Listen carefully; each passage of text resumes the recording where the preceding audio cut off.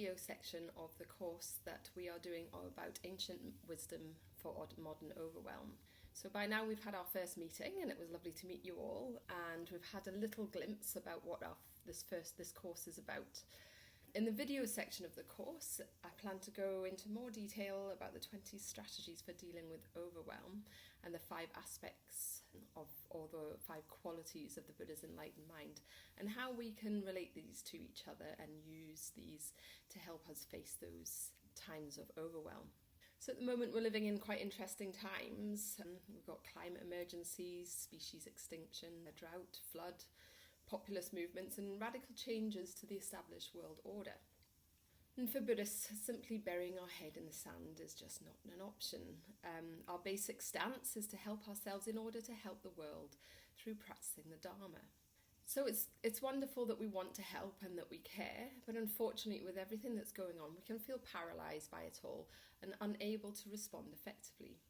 This is down to that deadly duo of low personal self-esteem combined with horrified anxiety in relation to what's happening in the world. This can lead us to feel powerless. What can someone like me do about all of this? The everyday manifestation of this can lead to a feeling of overwhelm. So in this course, we're going to look at some suggestions on how to deal with this overwhelm and look at some of the core Buddhist teachings that can help support these suggestions. So we've talked about in this course the aspects of the Buddha's enlightened experience. And now let's have a look at where these have emerged from in the historical context and how they took form. So in the life of the Buddha was able to share his experience of enlightenment with his followers and give pointers to them on how to get there. One of the other effects he had was just by being there, he was able to cause spontaneous insight, compassion and awareness within his followers just through his wisdom. However, after the Buddha died, this effect was no longer available, so his followers began to use visualization practice in order to try and remember him and to bring about that profound presence that he had back into their practice again. As these visualizations evolved, practitioners began to report recollections of different qualities of the Buddha and his enlightenment. And then these followers began to share these visualization practices with the rest of the spiritual community in order to help them to reach these higher states of meditation and to access the qualities which they represent and the qualities within themselves that they opened up through these visualization practices. And the descriptions of these Buddhas became well known in certain Buddhist practices, and certain qualities about these Buddhas are used today to help us with our practice.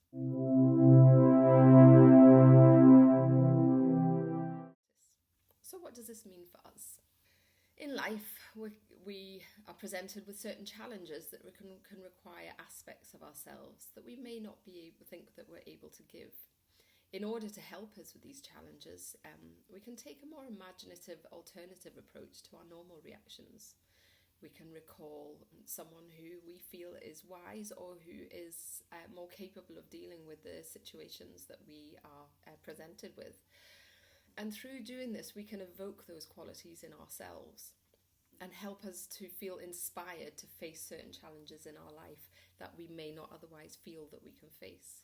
For example, we may be feeling a little bit contracted about money or worldly possessions.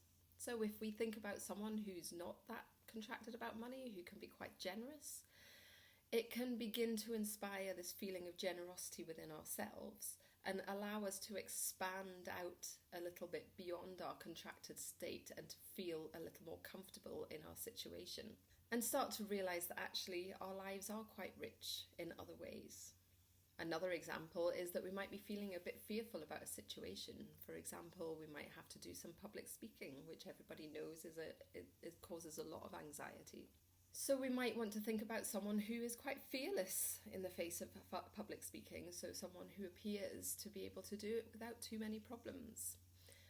And through evoking that person in our mind, we can begin to access the qualities in our own self that these people represent to us.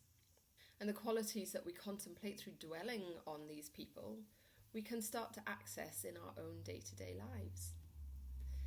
So in this course of videos, we'll be talking about the different aspects of the Buddha's enlightenment and how we can access these through our own contemplation and practices and meditation, and through just coming into contact with our own experience within the context of the modern day overwhelm.